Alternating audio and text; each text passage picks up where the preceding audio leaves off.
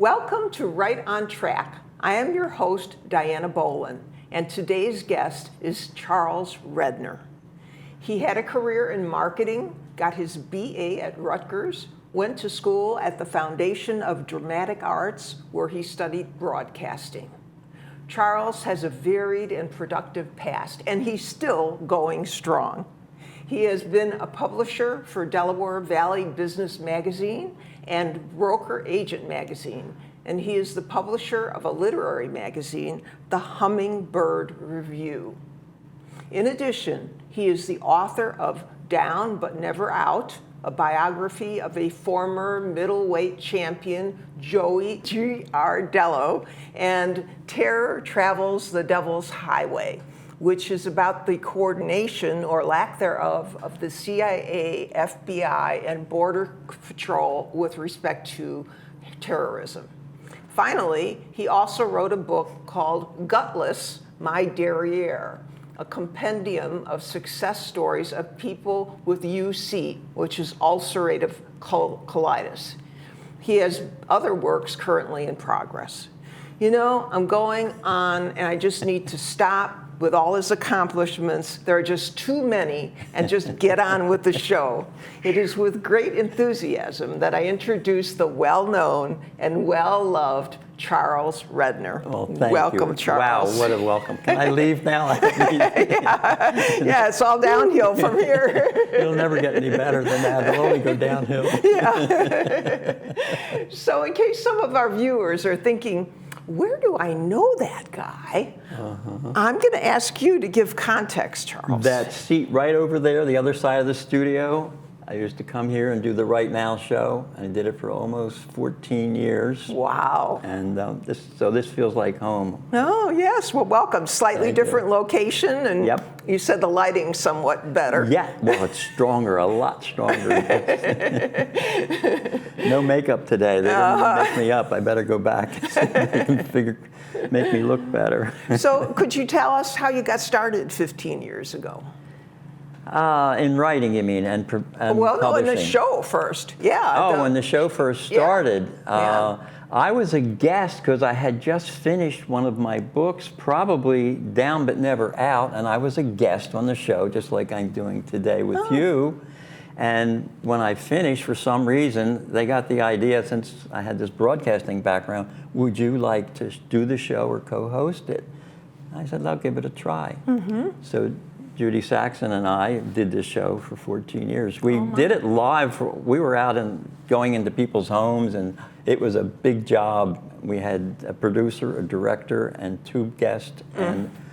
But we ended up coming here to Paul and saying, can we just use a little corner of your studio once a month? And he graciously said yes.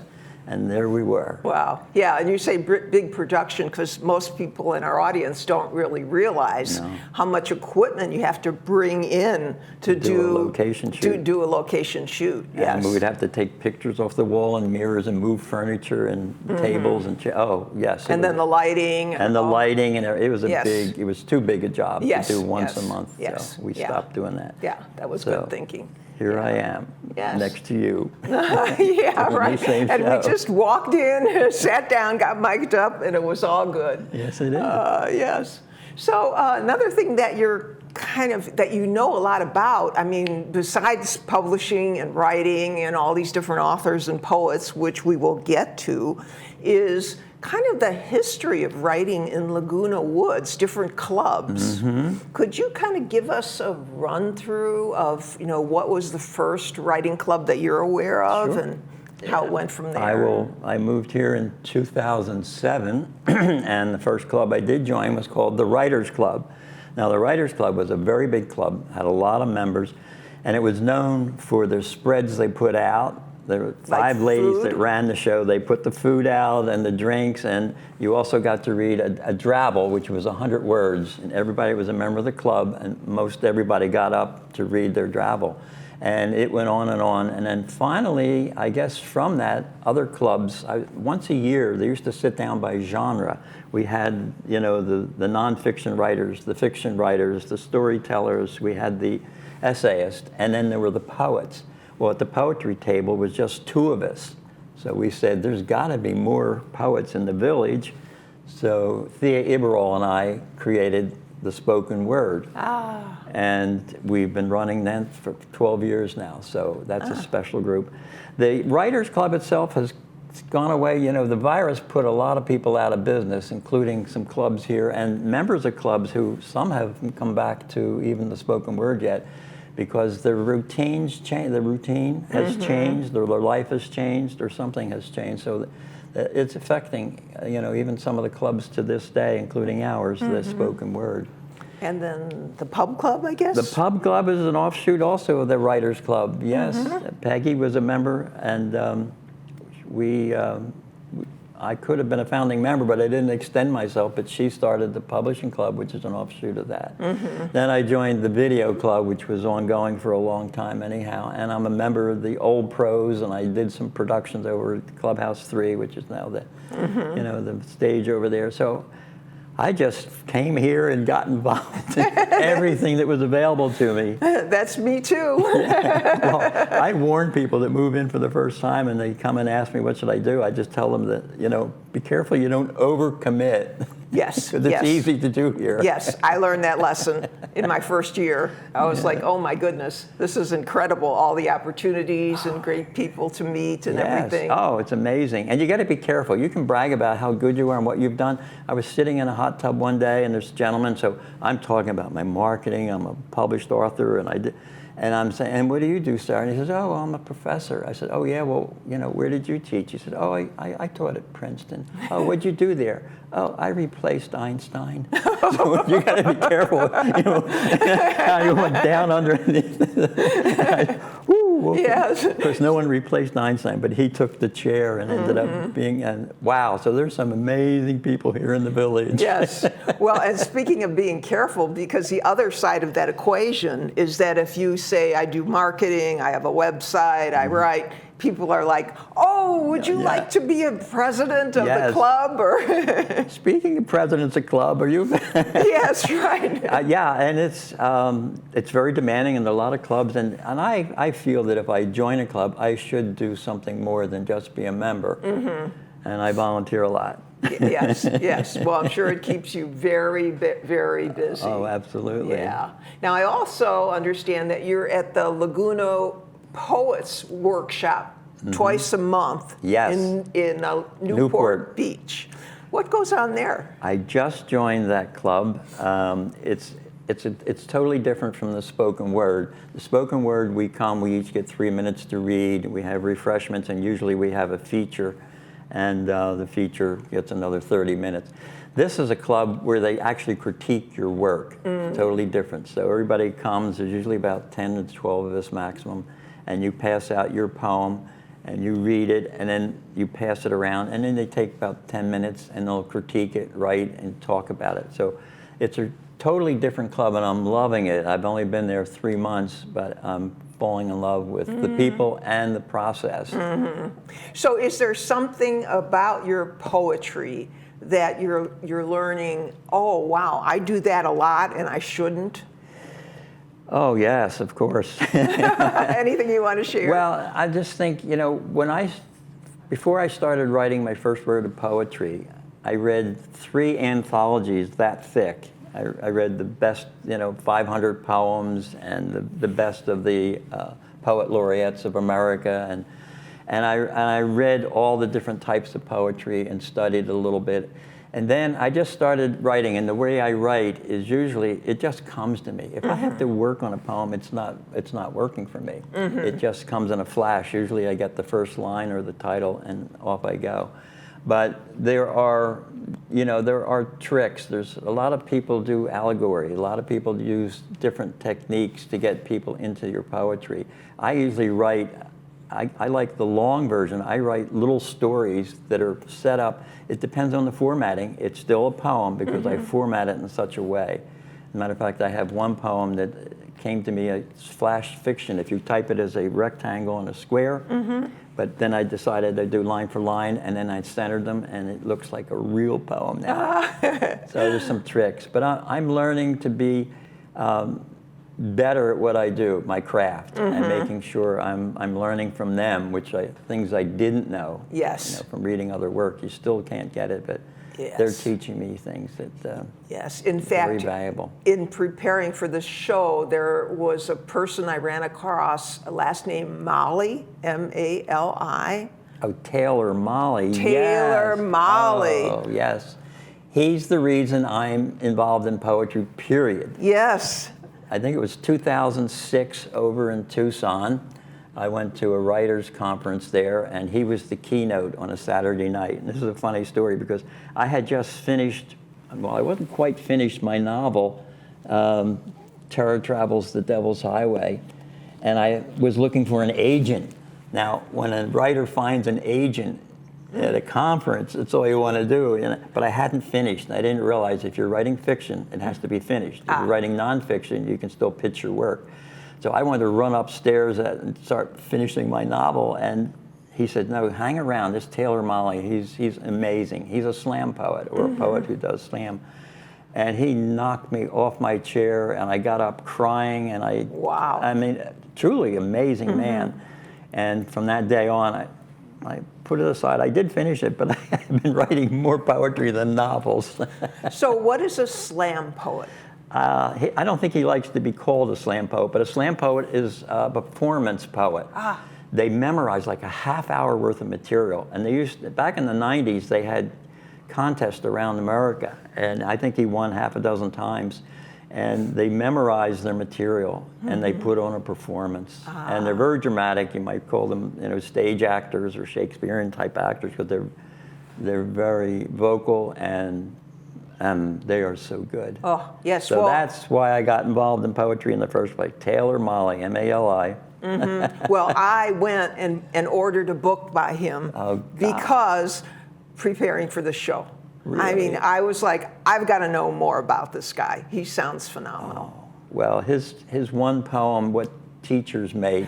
That's the one I ran across. That's gone viral. That's one of the best poems in the world. If you're a teacher, the way he pats you on the back with that is amazing. Yes, yeah, it was incredibly moving, and I'm not a poetry fan, so I am now, though. I love the man. I'm still in contact with him, and Wow. he's the guy that got me started. Yes. Wow, that's wonderful.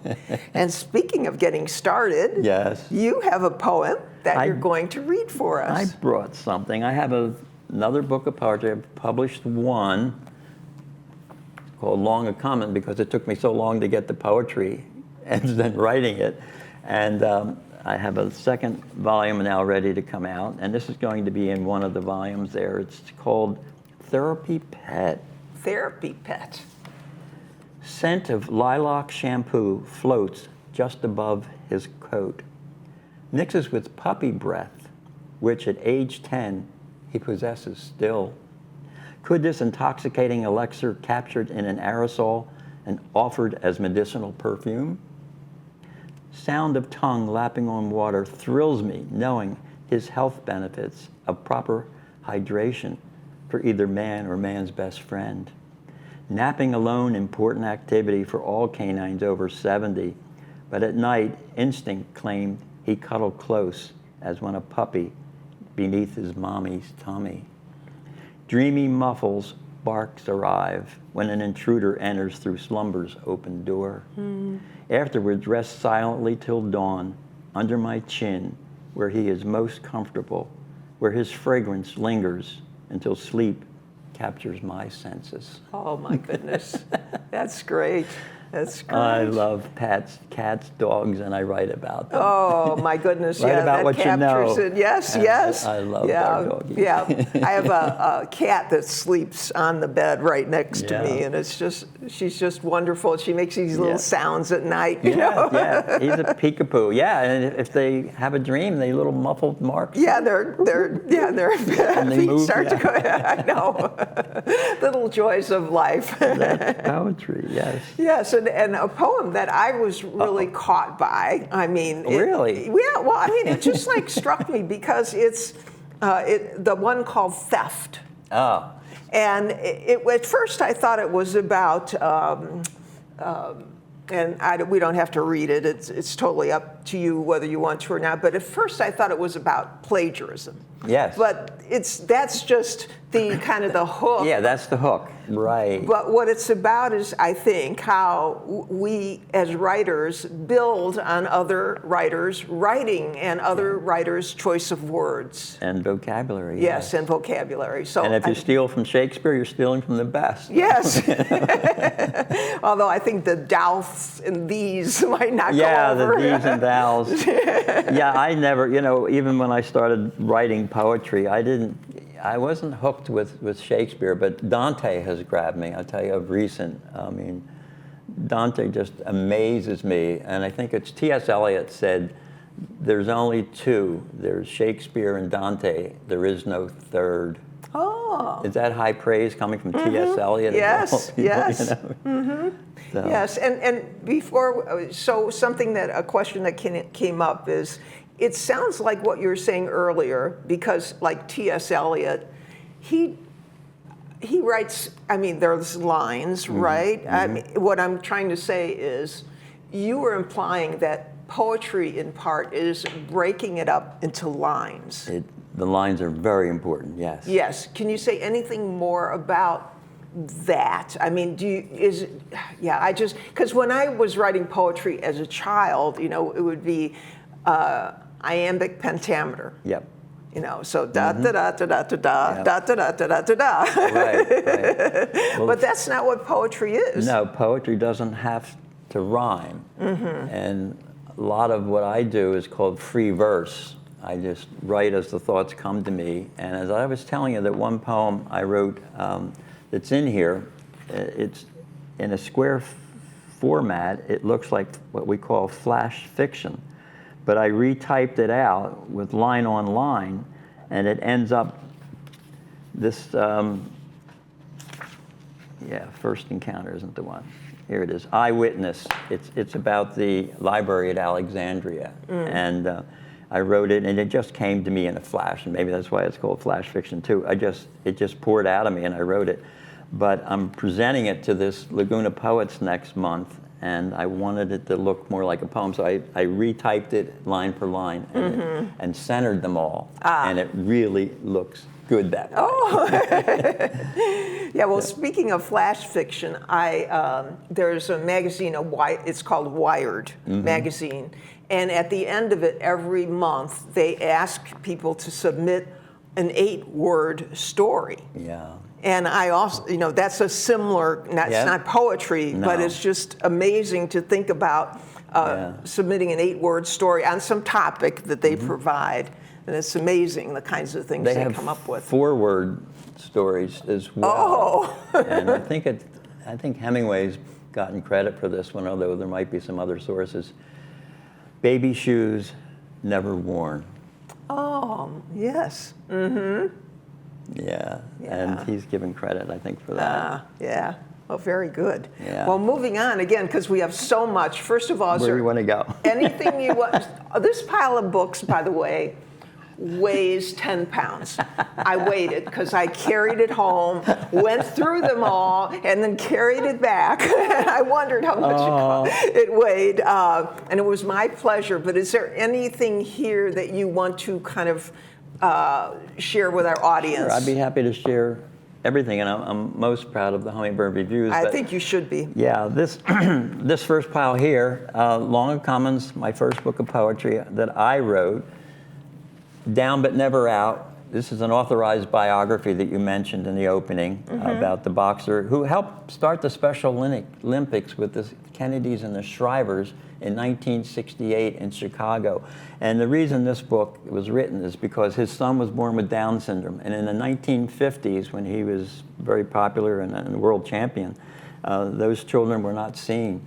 He took his son everywhere, including to see the President of the United States, famous baseball players and hockey players, and you name it, and the Kennedys and the Shrivers. And he helped start the Special Olympics, which is, he's most proud of that. And his son won a couple of gold medals in 1968 and then again in 1970. So, yeah, and you can't hide difference. No. I think Physical. that is so important, and we're doing that more these Yep. days, is celebrating the differences. God. And that was one of the things about the Hummingbird Hummingbird Review Review. that I really liked, is you had Chinese Americans, Yeah. Indian. You name it. Yeah. Let Native me just finish Americans. this before Yes. Oh, I yes. go on. The thing that I loved about this is I entered that Down syndrome world for maybe 7 years, and being with those children, and I would go to the buddy marches in LA and also in Tucson, and being around those people, the parents and the children. I mean, it's so rewarding. It's so rewarding. And I would be down on my knees and just hanging around on the grass, and some little child would just come up and grab me around the neck, and I'd look for the parents, you know. She did this, he did this, you know. And they're saying, oh, he just loves people. Are you okay with that? I say, oh, God, I'm loving it. Yeah. So it was really nice. And so then I wrote this novel. I finally finished it after that conference and after meeting Taylor Molly. The next pile here is books that of friends that have written novels. And one particular friend used to be my boss, William Thompson Ong. Tom Ong was my employer, actually. His name was on the wall, and he was the creative director of the ad agency, the last one I worked at. And he moved from Philadelphia, where we had this business, to Santa Monica, and I moved to Laguna Woods. We stayed in touch, and he started publishing these novels, and he asked me if I would help him. So I ended up publishing 6 of his novels. Wow. And I loved his work. And so here's 3 of the 6 of those that I published. And they had nothing to do with me other than I am the publisher. Yes. And then these are the Hummingbird Reviews, of which there are 7. And these are my pride and joys, because I love them. again, another author friend of mine, Luis Alberto Urrea. I've read his stuff. Luis is a dear friend. I first met in Tucson in 2003, and we became friends. And he just said one day, I would like to be part of a literary anthology. So he had, it would be equivalent to Facebook that was private. He had this thing he called Cabin 20. And all we did was, there were about maybe 30 of us, were friends of his. And you had to log on, it was private, and you'd go in there. And we used to read each other's work, post work. He would critique a little bit, we could critique the work if we wanted. But we got together and we said, well, if Luis wants to be part of an anthology, let's start. Yeah, let's do it. So we took the Hummingbird Review. His first major book was called The Hummingbird's Daughter. And we decided to call it the Hummingbird Review. And what it is, I think the best thing to do is just to read the publisher's statement here. The Hummingbird Review promotes fine writing by publishing both new writers and fully established literary figures. The review is committed to portraying the beauty and challenges of life, the full human experience through literature, art, and promote cross-cultural writings in all forms. And if you've looked at some of these, then you know we do, and we did. So we published the first one. The second one, now we started themes. This was on on Arizona. Oh. We published, everything in here has something to do with Arizona. The next one here is, this is my proudest accomplishment. It's on the beat writers. And there's still some of them that are around. And Gary Snyder was one. And another poet back east is another. And we collected stories about David Amram and from Gary Snyder, and we put this together, and it's a beautiful tribute to those great writers of the 50s and 60s. They didn't call themselves the beat writers, but we did, we being the American public. This one was on Africa. And we started collecting poetry from South African nations. And everything in here has something to do with Africa, including a screenplay about Muhammad Ali in the jungle, and it's just everything to do with Africa, and I'm proud of that too. The next one was on Hollywood. I have a friend, Michael Blake, who died about 5 years ago. Michael Blake wrote Dances with Wolves. he became a dear friend. I'll tell you how good a dear friend he was. I asked him for poetry one day, and he said, "Oh, Charlie, no one's ever asked me for poetry." I said, "Well, I published this little anthology. I'd love to put you in it, Michael." "Oh, yes." One day I was talking to him, and I'm here in Laguna Woods, and I'm having a poetry reading in Oceanside. What's that, 10 miles, 15 miles south? And he's way over in Tucson, and he says, "Charlie, can I read with you?" He drove one way 500 miles. Oh, my goodness. To read poetry with me. Oh, my goodness. Is that a friend? Yes, that's a friend, and that's a compliment. Thank you. And this is the one we wrote on memoirs and writing your life story. And there's a woman, Sherry Coleman, who taught a class here, and it was called GAB, G-A-B, Guided Autobiographies. I took it 3 times.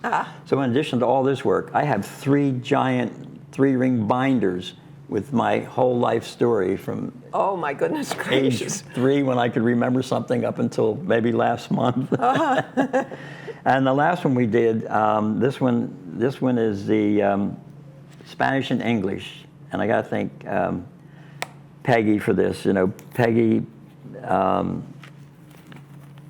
she founded the publishing club. Peggy Edwards, she founded the publishing club, and then she was from Mexico, and she decided that she would help me put this out in Spanish and English. What a major undertaking. And again, it's just poetry, short stories, essays, you name it. Yes. And that's that. Yeah, and I can't state how much you were ahead of your time in producing of such a diversity of writers. Yeah, You know, 2017, I mean, that was, Yeah.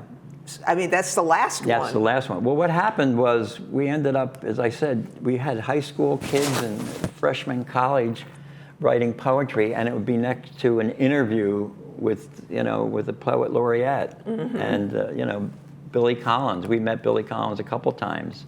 And Robert Pinsky, 2 U.S. poet laureates that gave us interviews. Wow. And that's what we loved about it. And as you said, yes, from Hispanic countries, from Europe, from Africa, from all over. Yes. We're just a melting pot of people and ideas.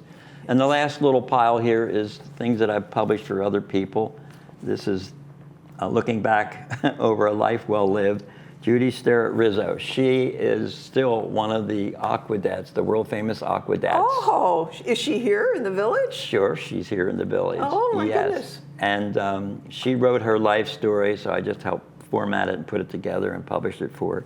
You had mentioned this in the opening, Gutless, My Derriere. These are wonderful stories about people that have overcome all obstacles and still did what they did before they had the surgeries and kept doing it more.